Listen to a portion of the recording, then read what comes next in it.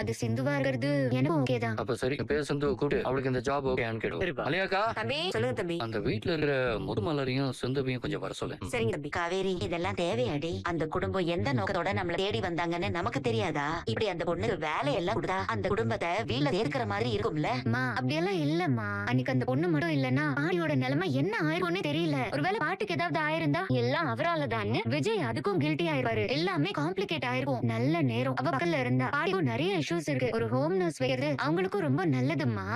அவ ரொம்ப நல்ல பொண்ணுமா. அவகிட்ட எந்த தப்பான இன்டென்ஷனும் இல்ல. விஜய் கிட்டயும் என்கிட்டயும் நேத்து தான் வேலை வாங்கி கொடுங்கன்னு சொன்னா. இதெல்லாம் யோசிச்சுதான் அவங்க இந்த முடிவெடுறாங்க. இல்லடி, நீ சொல்றதெல்லாம் எனக்கு புரியுதுதான். உலகத்துல வேற நர்ஸா இல்ல? இவ இங்கேயே வேலை பார்த்து பிரச்சனை ஏதாவது வந்துருச்சுன்னா நம்ம மேலதான் பழி விழும். அம்மா, இந்த முடிவை நாம ஒண்ணும் எடுக்கலையே, அவங்க தானே எடுத்தாங்க. அப்புறம் நம்ம மேல பழி சொல்ல என்ன இருக்கு? எதுக்கும் நல்லா யோசிச்சுக்கோ காவேரி. இதனால எந்த பிரச்சனையும் வந்துடக்கூடாது. அதெல்லாம் ஒண்ணும் வராதுக்கா.